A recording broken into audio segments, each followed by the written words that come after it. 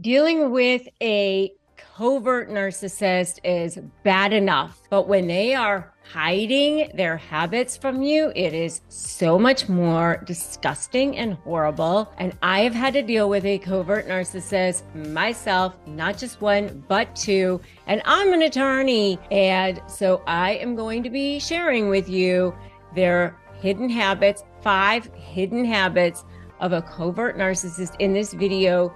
You will want to make sure that you watch this all the way till the end.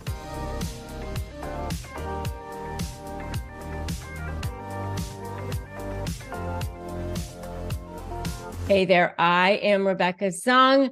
I am a narcissist negotiation expert. I'm also an attorney, and I have written 2 best-selling books. I have a third one that is actually in pre-sales right now, Slay the Bully. You can go to slaythebully.com and check it out. It's Slay the Bully, How to Negotiate with a Narcissist and Win.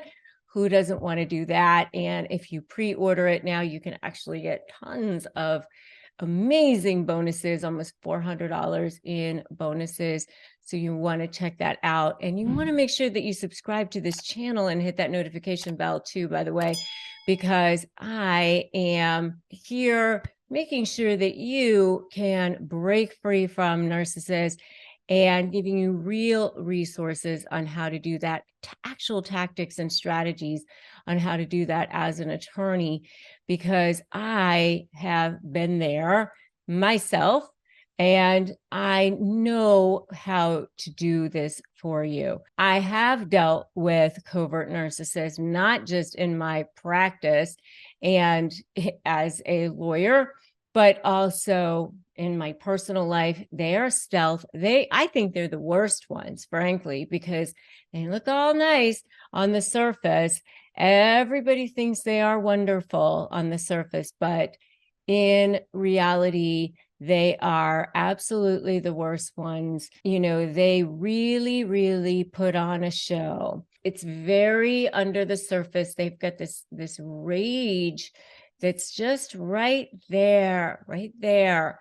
And it's just almost ready to come flying out. And so the hidden habits of a covert narcissist are that, number one, their public persona is very different than their private persona. They look very different on the surface than who they actually are. It's very shocking when you start to realize, because you just start to have this sense, but you kind of feel like you're going crazy when you start to suspect things, because everybody else thinks that they're wonderful, and they still seem so wonderful when you're dealing with them, but things aren't adding up. It's just sort of like they're passive aggressive. They agree to do things. Absolutely. Oh yeah, of course I'll do that for you. And then they don't. And you're asking them about it again. Oh, of course I'll get to that. Yes. And then they don't. You're so like, what's going on, and money issues, they didn't put the money in the right place. And why didn't they? Or they say they're going to get something from the store and then they don't. And, and you would just wonder, like, what is going on, like, oh, could you get the tickets? And I'll make sure to pay you back. And then they don't. Or they say they're going to call when they're supposed to, but then they don't. And oh yeah, I just, I didn't get to that. But they still seem like they're so nice. So you just think, like, maybe it's inadvertent, or maybe I'm reading too much into this, or it's very, very subtle.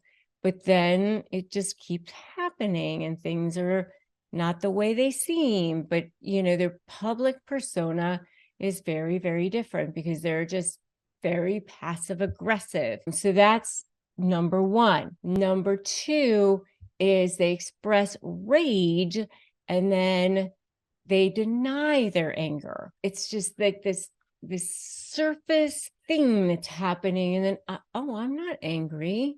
I mean, it's just like they seem like they're angry, but then oh, I'm not angry. And so you just constantly think like you're the one that's going crazy all the time because it's just right underneath the surface, this constant sort of competition and smiling, but it's just this plausible deniability is happening all the time where everything they say or everything they do doesn't really quite come back to them, you know? So the things that they will say and the things that they will do don't quite come back to them. They might pit people against each other, or they might say things such as, oh, I can see that you've lost weight, but oh, too bad about the stretch marks. Or they withhold information. Oh, I meant to tell you that. Oh, it just slipped my mind. Little things like that. But when you go to tell somebody about it, they go, well, I'm sure that it was inadvertent, but it just stacks up, stacks up, stacks up. That sort of thing. Number 3 is they'll express criticism and make it sound like concern. Tim, he was drinking a lot last night, and I'm so worried. I'm so worried about him. I'm so concerned about his drinking. They might say it in a context of a custody situation where it's long before the divorce has even started. But then, 6 months later, when the divorce actually happens, then they can say, oh, I did mention to you about the drinking, and, I'm just concerned. I'm really just concerned for the children. I'm sure that you'll testify on our behalf because, for the children, because Tim is an alcoholic. And Tim probably isn't an alcoholic. Tim probably just drinks like a normal person, but they say things in these ways that make it sound like they're just concerned, so they express criticism, but they make it sound like concern. Those are the kinds of things that they'll do. If you've seen this before, put "so true" in the comments. And I would love to know the kinds of things that you guys have seen too. What kinds of hidden habits you guys have seen. The next thing that they will do is they will often play the victim when they're attacked. If you will say anything at all to them, like, how come the money is missing from this particular account? Or why haven't you done what you said you're going to do yet? Or something like that. Then all of a sudden it's like, oh my gosh, I can't believe you're questioning me.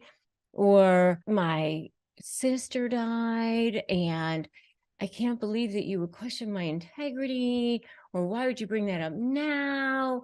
And, they play the victim, they start crying or something. They totally shift it so that they're the victim when they're attacked. All of that, like they're always the victim. Covert narcissists are excellent at being the victim and getting everybody else to think that they're the victim. I mean, that is the one thing about covert narcissists that they're very, very good at, and that's being the victim. And then number 5, of course, because they are narcissists, they have a lack of empathy because narcissists are narcissists.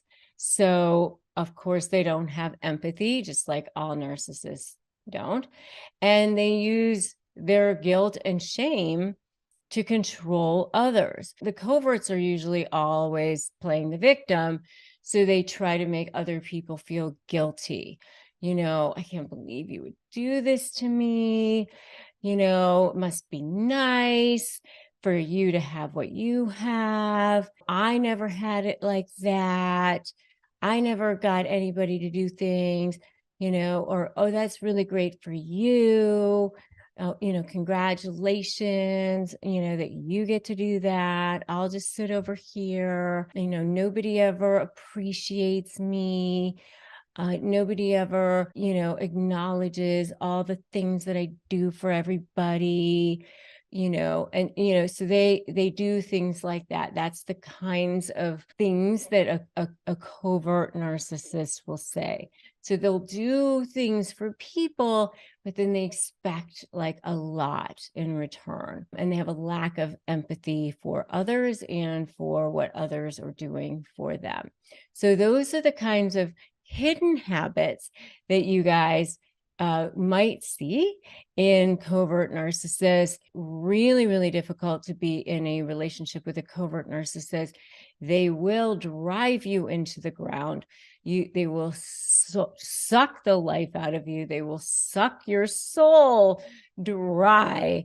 I have been there. I have so been there. And it is absolutely painful, ruthless, and you will be up at night and feeling so drained. There's no doubt about it. So one thing I want you to do, if you are dealing with a covert narcissist for sure, is join my free private Facebook group, which that will help you in dealing with them. And if you need therapy, by the way, we do have a sponsor on this channel, which is BetterHelp. And if you don't have access to your own therapist, you can get access there, which is betterhelp.com/Rebecca Zung. We receive commissions. If you use them, it does not cost you any extra at all. We just want you to have access to the help and support that you need. And I do have a free download, by the way, a free something that you can grab, a free sheet that you can use for talking to narcissists, texting narcissists, emailing narcissists. It's phrases for disarming narcissists. And you can get that at disarmthenarc.com. So just go ahead and grab that. It's phrases for disarming narcissists at disarmthenarc.com. Make sure you get that as well.